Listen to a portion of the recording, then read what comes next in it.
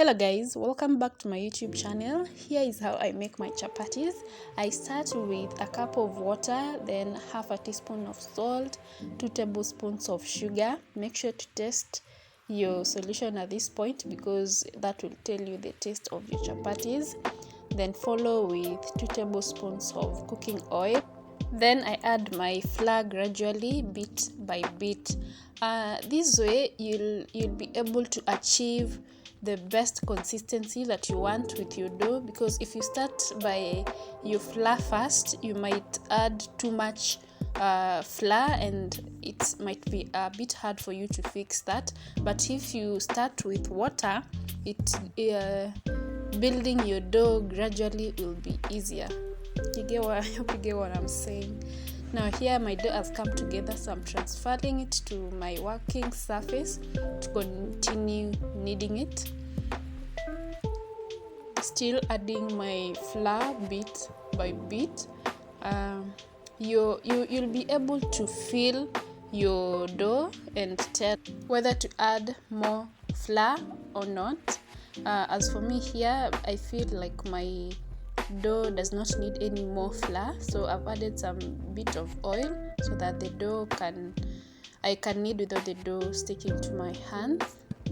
Please note guys, I'm using brown flour, which is a bit different from making the white chapatis, because with the brown flour you have to have a very good consistency, because if you make it too soft, your chapatis will be coming apart when you're cooking. You have to be perfect with your brown chapati. Achieve a good consistency with it. Here I'm putting my dough to rest for at least 1 hour. The more hours you let your dough rest, the better your chapos will be.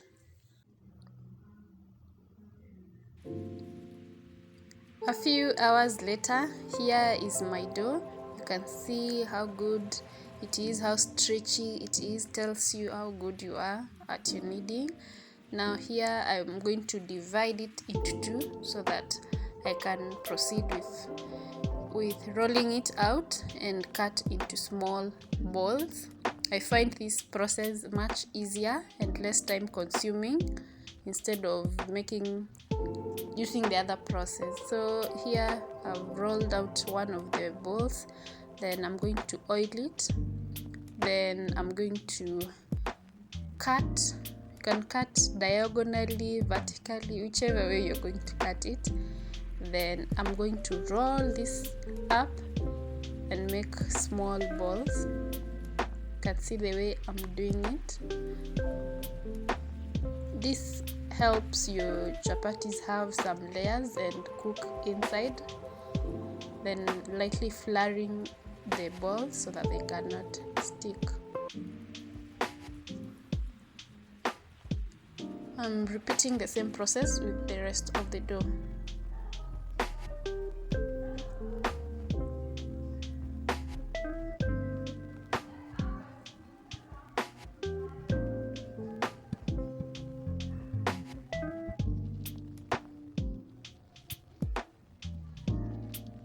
Here are all my dough balls made. Then let's proceed to cooking. My process of cooking is I first dry out the chapos, then put oil later. So here I'm rolling out my chapos. They don't have to be round, nobody is perfect, so why the pressure on our chapos? So here I dry out my chapos like this, then proceed to cook them later. Here I have all of them dried out. Then let's proceed to cooking. Here is where I'll be putting my chapatis. I cook my chapatis one at a time. The second one is just to help me be able to turn around the lower one without getting burnt. So I put my oil under the one that I'm cooking. Once that side is cooked, I turn it, then proceed to add oil again, turn it just to ensure that it's evenly cooked. The top chapati helps in preventing your hand from getting burnt. Now I'm going to repeat the same for the rest of the chapatis.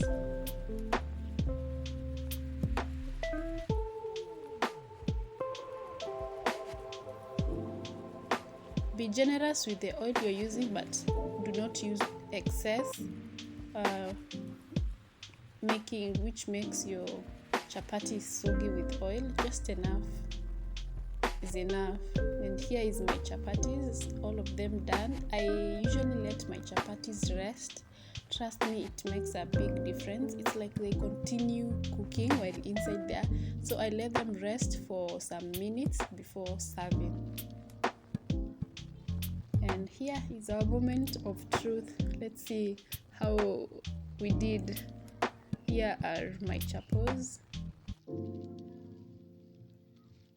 The first one almost burnt because my pan was too hot, but the rest of them are looking very good, very delicious. Guys, I'm so proud of myself. I learned how to cook chapos just last year, and as you can see, my little one cannot wait to have them.